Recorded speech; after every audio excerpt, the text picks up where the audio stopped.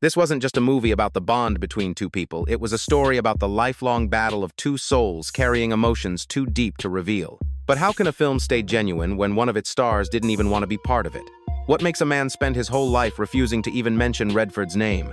And yet, at 88, he finally broke decades of silence with a confession that left all of Hollywood absolutely stunned. At the memorial for his longtime friend Dustin Hoffman, time seemed to stand still as he walked onto the stage. Every eye in the room turned to him. His voice trembled, yet carried a quiet strength as he spoke the words, "I envy him." With that single sentence, everything between them changed forever. Join us as we explore this deeply emotional and mysterious story in today's video. If it touched your heart, drop a 1 in the comments or a 0 if you see it differently. Don't forget to like, share, and subscribe to stay with us for more powerful stories like this one.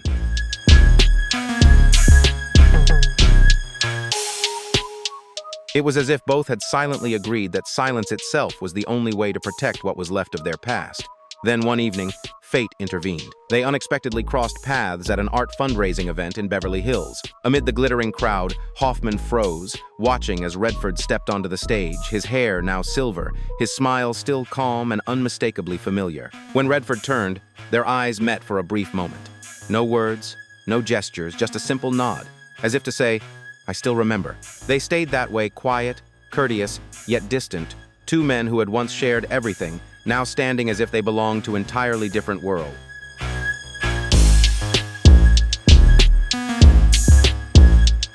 It was as if both had silently agreed that silence itself was the only way to protect what was left of their past. Then one evening, fate intervened. They unexpectedly crossed paths at an art fundraising event in Beverly Hills. Amid the glittering crowd, Hoffman froze, watching as Redford stepped onto the stage, his hair now silver, his smile still calm and unmistakably familiar. When Redford turned, their eyes met for a brief moment. No words, no gestures, just a simple nod, as if to say, "I still remember." They stayed that way, quiet, courteous, yet distant, two men who had once shared everything, now standing as if they belonged to entirely different worlds.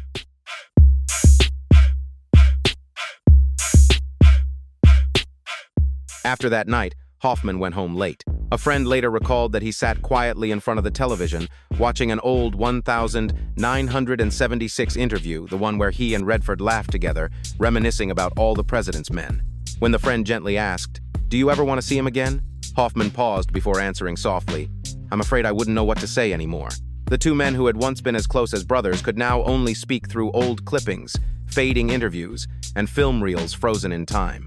For nearly 2 decades, silence stood between them, a silence both proud and painful, like a scar that never bled, yet ached every time it was remembered.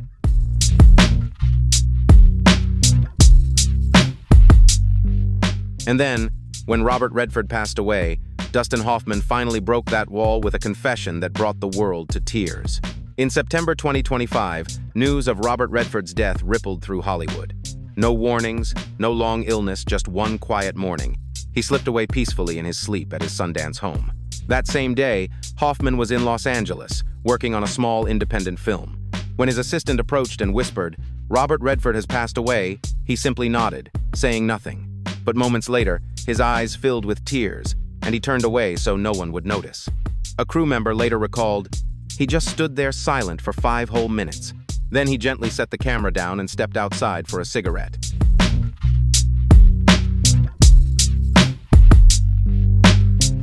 No one on set dared to speak.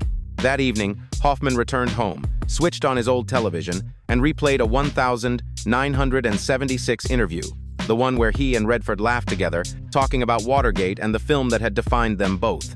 Sometime past midnight, he opened a worn notebook and hastily scribbled a few words. "Perhaps I didn't say enough." 3 weeks later, he arrived at the memorial in Sundance, the place where Redford had built his dream, and where Hoffman would finally say what he hadn't been able to express for half a century. Late afternoon in Sundance, Utah, a cool breeze drifted through the wooden windows of the small hall where the memorial was being held, carrying with it the quiet weight of a long overdue goodbye.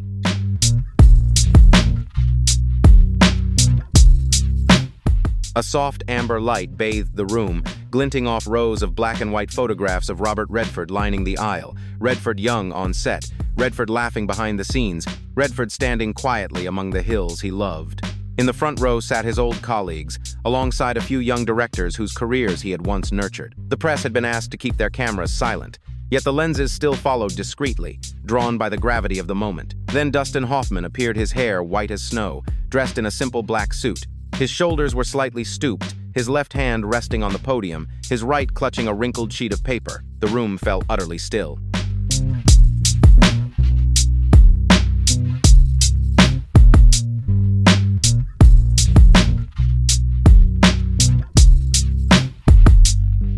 He paused, drawing a shallow breath, then lifted his gaze toward the largest portrait of Redford hanging at the center of the hall. The host's voice gently broke the hush. If you could say one last thing to him, what would it be? The room seemed to exhale and fall into absolute stillness. Hoffman lowered his head. 10 seconds. 20. 30. The faint rustle of paper was the only sound. A woman in the second row gripped her armrest. Somewhere near the back, the lighting technician accidentally dimmed the lights a little further. Reporters raised their cameras, then slowly put them down again, unwilling to disturb the fragile silence hanging in the air. Finally, Hoffman looked up. His voice trembled, roughened by time. "I'm sorry."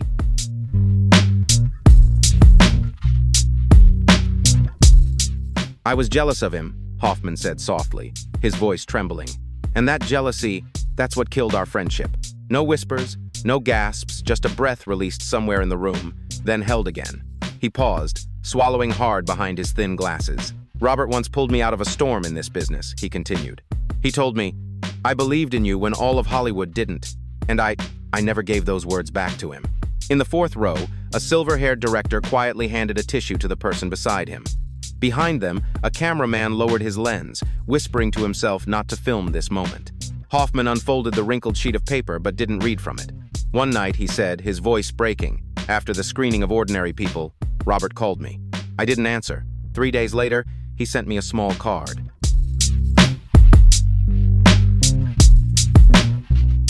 Wish you were here." He paused. I never replied. The words fell to the wooden floor like tiny pebbles, echoing in the silence. A female reporter, mid-note, stopped writing and lifted her head, as if to make sure she'd heard him correctly. In the far corner of the hall, a member of Redford's press team subtly shifted to block the harsh light falling on Hoffman, a small, wordless gesture that seemed to warm the entire row. Hoffman exhaled not to steady himself, but to release the weight that had lived in his chest for decades. He spoke slowly now, carefully measuring each word. "I used to think I only admired him," he said. "But today I understand. Maybe I cared for him more than I ever dared to admit. It wasn't love, at least. Not the kind you write about."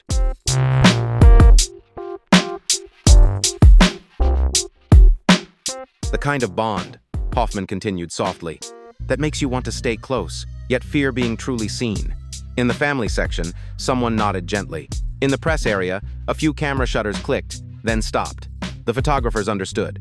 This was a moment to witness, not to capture. Hoffman closed his eyes briefly, then lifted his gaze toward Redford's smiling portrait at the front of the hall. "I spent my whole life trying to prove I was different from him," he said quietly. "But in the end, all I ever wanted was to sit beside him one more time like those two fools who laughed until they cried in the makeup room back in 1976.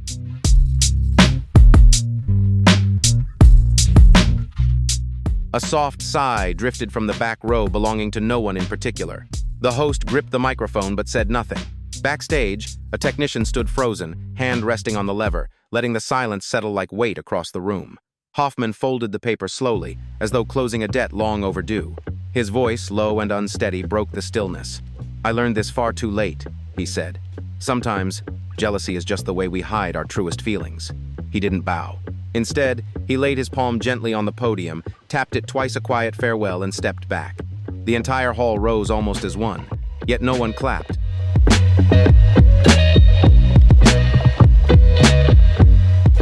Not out of hesitation, but because they understood some truths, once spoken, deserved to rest in silence. As Hoffman stepped down from the stage, the press team paused. A young reporter raised his pen to ask a question, then quietly closed his notebook and murmured, "Later." Across town, an editor received a text from his newsroom. "Keep the headline gentle. This one isn't for sensation." In the lobby, television crews waited, but the lead producer motioned for them to capture only the exit to let the man leave undisturbed. The memorial continued with a soft violin piece, its melody rising toward the wooden ceiling before fading into the night air like a whispered goodbye. When the doors finally opened, Hoffman walked alone down a quiet corridor lined with photographs, fragments of a life and of a friendship, immortalized in still frames.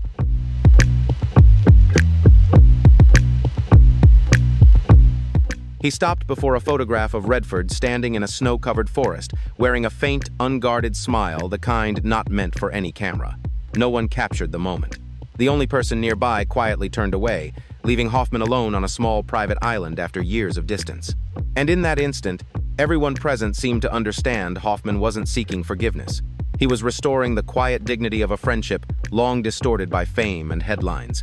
As he stepped out of the hall, a cold breeze slipped down from the eaves and brushed against his back. The music faded. The whispers softened, as if even the air itself was afraid to disturb something sacred and fragile.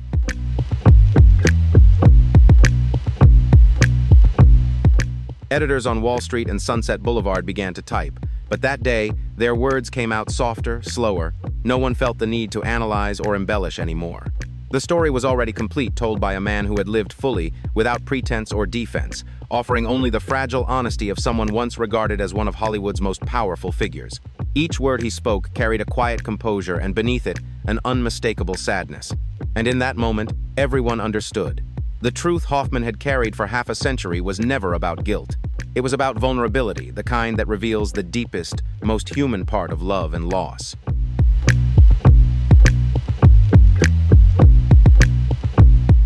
The moments of weakness he faced, the ones no one ever saw, were the very moments that shaped his hardest choices and deepest torments. And in the end, when fame, pride, and silence had all run their course, what remained was something far more human, the vulnerability we so rarely dare to acknowledge. The story was no longer about who was right or wrong, but about what they ultimately left for each other once the spotlight dimmed. It wasn't about triumphs or glory, but about the quiet marks they engraved upon one another, traces of forgiveness, empathy, and a friendship that, despite every storm Hollywood could conjure, somehow endured.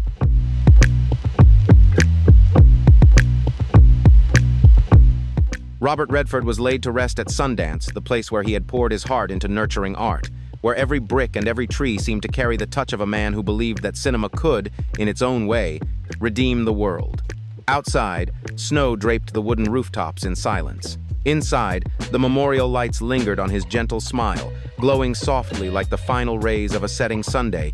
Hundreds of miles away in Los Angeles, Dustin Hoffman sat alone in his modest home. An old piano leaned against the wall. A half-finished script rested on the table. He gazed out the window as dusk settled over the red-tiled roofs and whispered to no one, "He was the only one who ever made me believe there's still real friendship in Hollywood."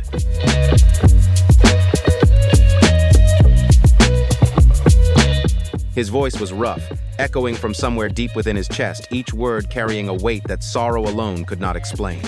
Beside him rested an old notebook, its pages yellowed with time. On the final page, a single unfinished line remained. "If I could turn back time, I would pick up the phone." Such a simple sentence, yet within it lay an ocean of emotion he would never fully express.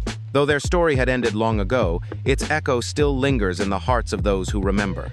It endures not because of their brilliant performances or the fleeting glory of their fame, but because of the human truths they left behind, the quiet lessons of envy, forgiveness, and a friendship that withstood the weight of time itself. Those values live on in memories, in silences, and in the reflective eyes of those who once witnessed the bond between two men, who showed the world that even in distance, love and understanding can still endure.